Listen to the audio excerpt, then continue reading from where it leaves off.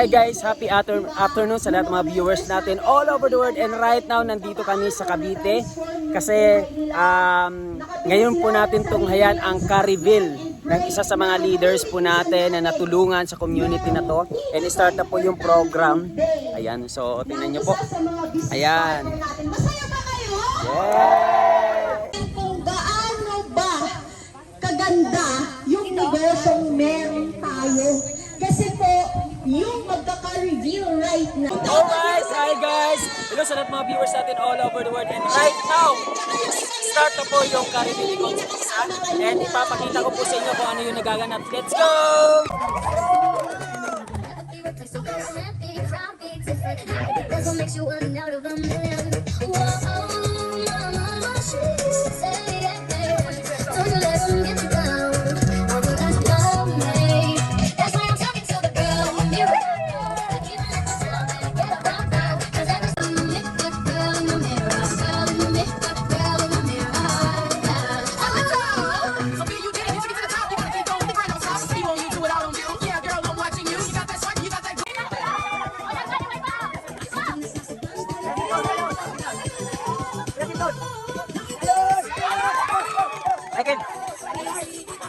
Michael, huwag ka magpatalo, Michael. Dalikan mo na.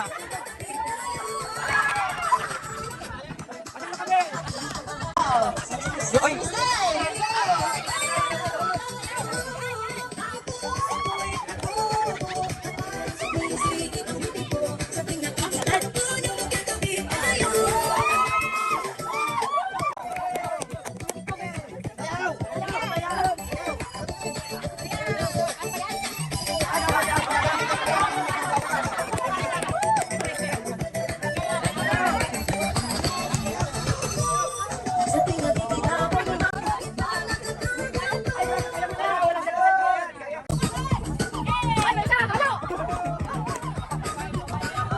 Okay, Kalay.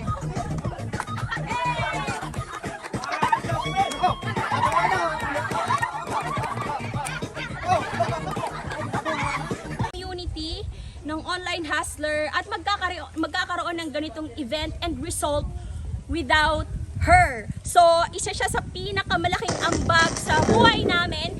And of course, bakit?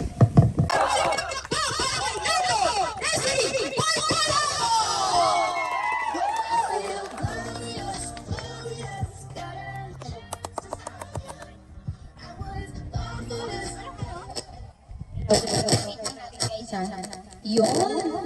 Kapit na lang ako. Okay. Kumusta kayong lahat? Excited na ba kayo? Dapat mataas ang energy. Bakit? Kasi Carryville to. Di ba? So, good afternoon sa inyo lahat. Actually, ito na yung pinakahihintay natin. Tama? Na Carryville ni Coach Luisa Maybigyon. And anyway, bago ako mag-start,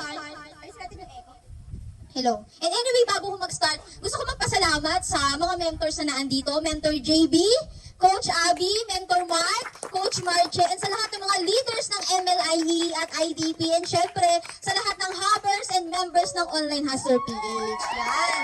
And syempre, thank you so much. Hindi mangyayari to kung hindi dahil sa tulong ng Online Hustler, syempre, sa community natin. Young Hustler Empire, thank you so much sa mga mentors natin. Mentor Adrian Tamayo, Mentor Laika Nanea, Mentor Angelo Jet Tagasa, Mentor Bruce Idades, and syempre our very own mentor, our CBO, Mentor Joseph Lim, di ba? Actually, ginagawa natin to kasi tradisyon to ng community natin. Na anytime na merong maglalabas ng resulta, talagang ang gusto natin is i-flex siya. Hindi para ipagyabang, kundi para ma-inspire tayong lahat. Tama? Kasi sa community natin, every time na merong bagong resulta, Millionaires Club, or anything na magandang resulta, nare-recognize talaga natin yan.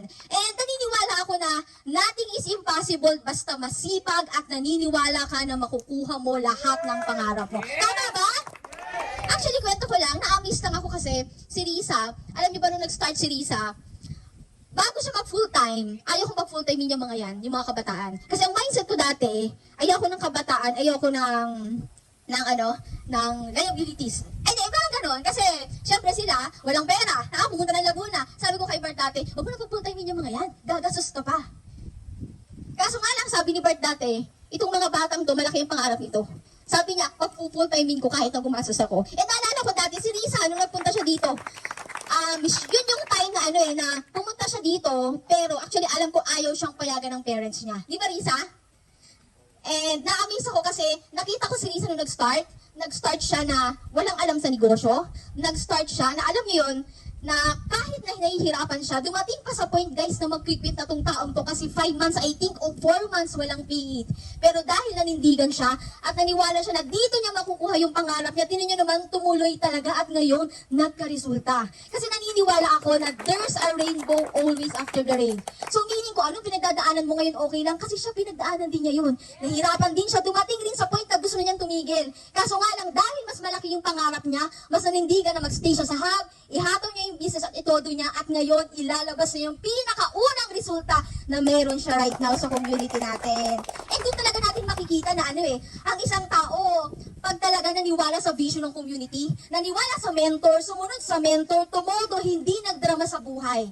Naniniwala ako na kung ano yung nangyari sa kanya, mangyayari din sa inyong lahat. And alam nyo ba, kung nangyari sa akin maging Millionaires Club, kung nangyari sa akin magkaroon ng sakyan, kay Mentor Bart, Mentor JB, Mentor Bart, sure ako na mangyayari din sa inyo. Naniniwala ba kayo? Kung naniniwala ka na mangyayari sa iyo, sumigaw ka dapat! And through this result, I hope na maging inspiration to sa inyo. Maging inspiration to na mas magsipag, maging inspiration to sa'yo na mas humataw, maging inspiration to sa'yo na anumang na-experience mo right now, naniniwala ka na darating yung time sa dulo, merong liwanag. Lagi yung tandaan, hindi laging madilim ang buhay. Di ba? Kasi kung may dilim, bukas liliwanag din. So, meaning kung right now, hindi mo pa nakukuha yung gusto mo, sigurado ako, pag tinodo mo ngayong taon, ikaw na din yung maglalabas ng first car mo! At syempre, excited ka na ba ngayong araw na to? Excited ka na bang makita ang kotse ni Coach Risa? Excited ka na? Sumigaw ka kasi ako sobrang excited na ako! And syempre, matutunghayan na natin ngayon, kaya buksan mo na yung cellphone mo para mapakita mo sa mga prospect mo yung ganda ng sasakyan na imagine 19 years old. Diba? Sumubok sa negosyo, nilaksan yung loob, and right now, unti-unti na niyang nakukuha yung mga pangarap niya sa buhay. And para matunghayan natin kung ano ba yung kotse ni Coach Risa, syempre, ililipat natin yung mic sa ating napakagandang host, Coach Galilea Nuevo. Yung magkaka-reveal ngayon, parang dati walang alam, mahiyain, pero ngayon maglalabas ng kanyang unang resulta sa negosyong ito. Yan! So tawagin ko si Coach Riza May Bidion!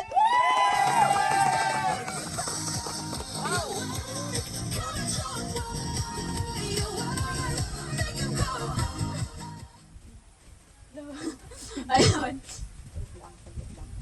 So anyway, thank you so much sa lahat na nandito sa bumubuo ng ating program right now. And unang-una sa lahat, gusto ko pong magpapasalamat sa lahat na nandito kasi napaka-special tong araw na to para sa akin. And syempre sa mga mentors ko na si Mentor Bart and Mentor Daisy sa walang sawang pag-guide sa akin, di ba? And ayun. So, nagpapasalamat ako kay God kasi sobrang laki ng blessings na binibigay sa akin at the same time, walang sawang mga blessings na binigay sa akin. And again, I am Riza May Bidion, 20 years old, but right now,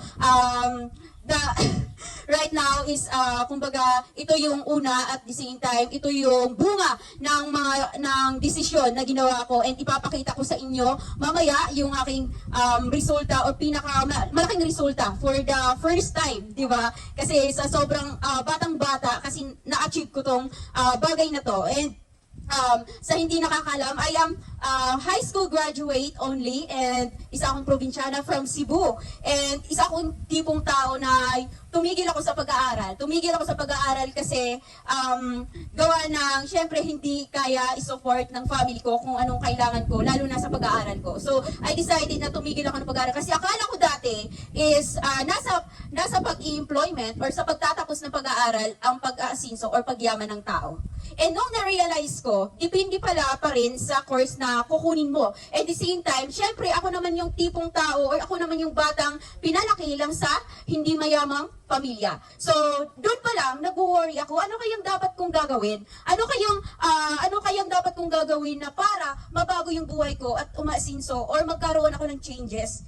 So, doon, sabi ko sa sarili ko, sabi ko sa sarili ko, hindi ako mawawala ng pag-asa.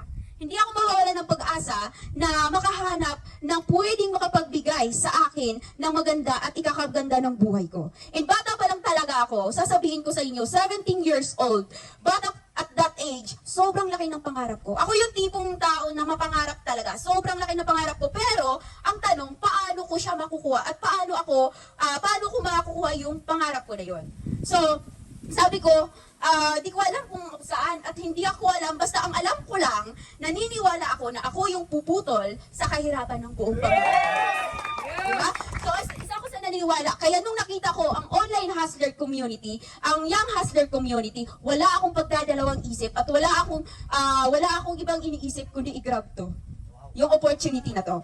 And alam nyo ba, it gives me hope. Wala talaga akong idea sa ganitong negosyo. Kasi bakit? Kasi sobrang mahihain akong tao. Ako yung tipong tao na kapag hindi mo ako kakausapin, hindi kita kakausapin. But dahil sa community at dahil sa negosyo na ginagawa natin right now, nagbabago yung mindset ko at nagbabago yung paano ako makikitungo ng tao. So dito ako naniniwala.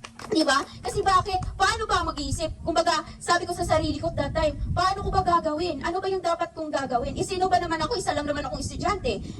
Ang mindset ng estudyante, karapit hingi lang. Hingi ng pera sa parents, gala dito, gala doon. Pero, na-realize ko, in that age, ano ba yung maitutulong ko sa pamilya ko? Ganito lang ba? Manghihingi lang ba ako? Ganito lang ba? Kung ano yung gusto kong ihingi sa parents ko? Doon, na-realize ko, kumbaga yung mindset ko, is bata pa naman ako, marami pa akong kayang gawin. At marami pa akong kayang gawin na pwedeng makatulong sa sarili ko at hindi lang para humingi sa parents ko.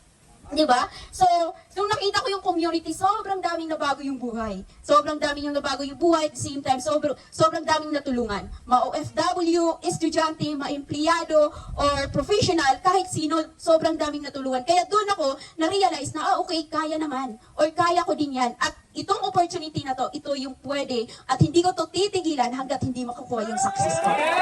Diba? So, ako yung tipong tao na sobrang dami din. Sobrang dami ko ding na pagdaanan in life. Sobrang dami. Hindi ko man dahil sa isang desisyon na ginawa ko, and nakikita naman natin today na talagang kung ano yung resulta na meron ako right now. And ibig sabihin lang sa nangyayari sa akin ngayon, ibig sabihin lang, kung nangyayari sa akin, pwedeng-pwede pala talaga mangyayari sa ating lahat. Tama? And sobrang nagpapasalamat talaga ako sa mentor ko na si Mentor Bart and Mentor Desiree kasi since day one, hindi talaga nila ako pinabayaan para tulungan ako at i-guide ako para magagawa ko yun ng tama yung negosyo. And kagaya nyo rin ako, alam nyo ba, nung naglabas ng car si Mentor Bart, it was 2022, nasabi ko sa sarili ko, kagaya nyo rin, naka-video din dyan, naka-video, na i-inspire, nasabi ko sa sarili ko, kaya ko din yan. And simula noon, nung nakita ko na nagka-resulta si Mentor Bart, ang sabi ko sa sarili ko, kaya ko din yan. At the same time, sobrang gigil ako at gigil ako trabahuin yung negosyo. Bakit? Kasi nagawa niya. So, ibig sabihin, kung nagagawa ng mentor natin at nauuna sa atin, magagawa din natin at magkakaroon din tayo. Tama? Ayun. So, kagaya niyo ako, nahawak yung phone ko, nai-inspired, and at the same time, sabi ko sa sarili ko, ito na nga yun. Ito na yung dati kong pinangarap. Ito na yung dati ko na someday or one day na magsasalita din ako sa harapan ng maraming tao at maglalabas ako ng sasakyan. Diba? So, alam niyo ba, sa likod ng resulta na to, sobrang dami kong napagdaanan sa buhay. And kung kayo meron kayong challenges, normal lang yun. Bakit? Lahat ng tao naging successful, or lahat ng tao sa mundo, habang nabubuhay ka sa mundo, lahat merong pagdadaanan or merong challenges. So, ibig sabihin, kapag tayo yung tipong maraming or malaki yung pangarap, at the same time, sinusubok ka ng panahon, sinusubok ka ng araw, okay lang yan. Bakit? Kasi isa lang ibig sabihin nun, meron ka kasing puntahan, kaya napagdaanan mo yan. Diba? So, kung ngayon is challenges, marami kang challenges sa buhay mo, sabihin mo lang sa sarili mo, kaya ko to, kasi meron akong pupuntahan. Okay? And lahat ng challenges na meron ako, nilulook forward ko lang. Lagi kong sinasabi sa sarili ko, ito kasi yung ginusto ko. Ginusto ko kasing yumaman, gusto ko kasing umasinso, or gusto ko din kasing magkaroon ng malaking resulta, kaya deserve ko na mapagdaanan to.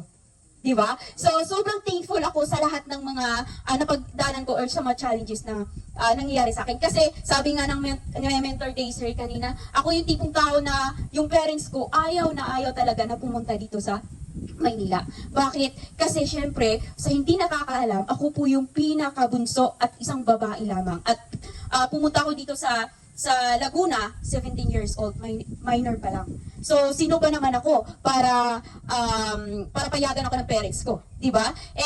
Pero dahil syempre, malakas yung loob natin, at the same time nag-take ako ng rest. Nung nag-take ako ng rest, so sabi ko, ito na 'yon. Sabi ko, hindi ko na to tatantanan at hindi ako gusto magkaroon ng magandang opportunity. Diba? Kasi actually naaamis talaga ako sa kung anong meron ako ngayon na nangyari sa akin ngayon. Kasi bakit? Kasi siksik-liglig ang blessing ni Lord sa taong masisipag. Naniniwala ba kayo mo? Kasi sabi nga is kapag masipag ka, lahat ng meron ka right now, deserve mo yan. Lahat ng sipag mo, lahat ng effort mo, lahat yan magkakaresulta ka. So, sabi ko, ngayon pipiliin ko na lang yung resulta na pwede makapagbago ng buhay ko. Tama? And, ayun, sabi ko nga, sa mga co-core leader ko, thank you so much, and sa buong online hustler community. And this result is para sa, actually, itong result na to, hindi to. So, just continue, ito lang sasabihin ko, just continue to get your dreams. Kasi one day, ikaw na din, or moment mo na din, or highlight mo na din. Again, sa lahat, and hindi na ako iyak. Kasi, basta yung luha ko. And, ayun. Ayun! So before that is merong ibibigay yung mga mentor natin. Pero doon ka muna, banda. Yan. So excited na ba kayo na makita yung sasakyan niya? Pero bago yan, syempre, is I just want to congratulate. Palakpakan naman natin si Coach Riza. Nakita natin kung paano talaga siya nagsimula dito sa negosyo. And you really deserve the result that you have. And dyan. Yun. Yay!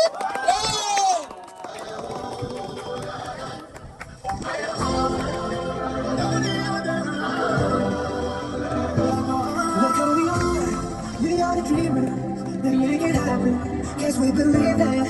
Look who we are the dreamers, we make it happen, guess we can see it.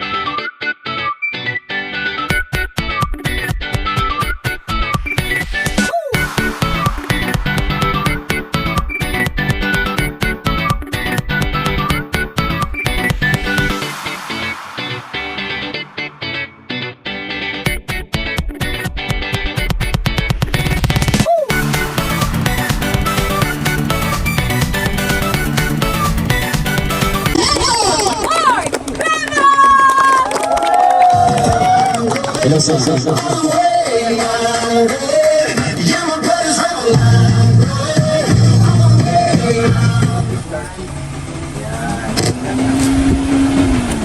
Hello, son. Right? Are you happy? Yes! Gutom na. Okay, hindi mag-alala. Kakain tayo mamaya. Di ba may kanya-kanya dala? Kakainin nyo yan mamaya. Kaya huwag yung mag-alala. So, anyway guys, magandang papa muna natin si Coach Riza. So, actually guys, sobrang nakaka-excite yung mga resulta na lumalabas sa community natin. And ikaw na nag-video dyan tayo, diba? Nag-video, ganyan din ako, ganyan din siya before. Tama? And one day, magugulat ka na lang, sasakyan mo naman dito. Tama? Ikaw naman yung nag-hawak ng mic, ikaw naman yung nag-a-arrange ng lugar kung saan ikaka-reveal yung sasakyan. Pero, ang tanong, masaya ka ba kapag nagka-result sa kanan? Excited ka ba? Okay. So actually guys, para sa akin, kapag nilabas mo yung results mo, hindi ka na sobrang excited ng todo, kalahati na lang. Alam niyo kung bakit? Kasi mas nakaka-excite yung panahon na pinag-uusapan mo pa lang. No, di ba? Yung tinatanong ka, anong first car mo? Ay, gusto ko yung first car ko, ano eh. Hindi mo pa alam kung ano, yung sinabi mo, Honda Vios. Kasi wala kang alam sa sasakyan eh, tama? Kung ano-ano na lang binabanggit mo, pero excited ka ng todo, tama ba? Excited ka, feel ka. So, ibig sabihin, kapag naramdaman mo yung ngayon, believe mo na talaga yung next. Yes! Ikaw na yung next. Sabi ang kailangan, iparamdam mo sa akin ngayon, na talagang ikaw na yung next na maglalabas. Hindi ko maramdaman. Okay, so actually guys, given ang results ng community natin. Tama? Nagka-resulta ako, nagkaroon ng resulta si Coach Mark, Coach Johnny Sher, nakikita niyo naman nasa paligid yung mga sakya. Tama ba? Mentor Day ako, at right now si Coach Lisa. Ngayon sino kayo susunod? Sino kayo susunod? At saan kaya natin gagawin? Gusto niyo pa dito ulit? Tama? Or mas bongo pa? Hindi natin alam kung kailan at sino, pero alam natin meron. Ngayon, habang makikinig ka right now, namnamin banam mo pag uwi ko talaga. Diba? Pag uwi ko pagkatapos ng reveal na to, after ng bandi na ito, pag uwi ko, ito yung gagawin ko. Matutulog ako dito. Diba? So dapat pinanang ako, dapat pinivisualize na kung ano yung nangyayari sa'yo. Start from visualization. Sabi mo, visualize. Ano ba yung pangarap mo? Dapat lagi mo siyang nakikita. Ano ba yung dreams mo? Dapat lagi mo siyang nakahawakan. Kaya kung meron kang dream car, mas magandang pinupuntahan mo sa kasa. Kasi nung nag-usap kami nila kung sila sa mentor day, naglalabas siya ng sasakyan, pumunta kami ng kasa. Lahat ng kasa pinagtaan namin. Sabi ko, himasin mo na lahat ng sasakyan at yung sasakyan na gusto mo. Pasukin mo kahit hindi mo pa ilalabas. Kasi one day, ilalabas ka ng sasakyan mo. Tama ba yun? Yes! Baliwin mo lang lagi yung sarili mo sa mga pangarap mo. Kahit wala pang nangyayari sa iyo, ang importante baliw ka sa pangarap mo. Tama ba? Baliw! Hawakan mo! Hawakan mo yung manubela, pasok sa loob, himasin mo yung driver yung manubela wala. Tama? Baka iba yung mahimas ko, diba? So himasin mo yung manubela, hanggang mahingin mo. Wow, ito pala. Uy, di pala. Kasi nangyari na doon sa isa. Hindi din sa akin. Sabihin mo nga, hindi din sa akin. And hindi natin alam kung sino next, pero ako excited ako. And kung sino may maglalabas ng next result, okay na ba invited ako? Okay na ba sama-sama tayo ulit? Actually, kwentuhan lang to. Si Prof din naglabas, kwentuhan lang. Gusto ko, ganyan. Kwentuhan lang. Maganda kasi sila pinagkwentuhan. Hindi buhay ng iba. Ang pinagkwentuhan, yung pangarap mo, ang pangarap mo. Kaya dito, maganda ang pinag-uusapan natin yung goals, yung things mo. Yan ang lalabas mo sa sakyan sa susunod. Ay, yung lalabas mo na sakyan, hindi pa nagagawa, hindi pa nakakapunta dito sa Pilipinas. Diba? Wala pa silang store dito. Tama? Or ang lalabas mo sa sakyan, Honda Civic, sports car. So, i-declare mo yan, huwag kang mahiya sa pangarap mo. Yes, maraming tao hindi naniniwala. Pero ang importante, bakit ikaw naniniwala ka sa sarili mo? Kasi one day guys, tandaan nyo to, hindi imposible. Lahat posible. Basta naniwala ka lang sa sarili. Kung nagawa lang sa babae, 20 years old, ikaw kaya mo din, magagawa mo din yan. Tama ba? So excited ka ba?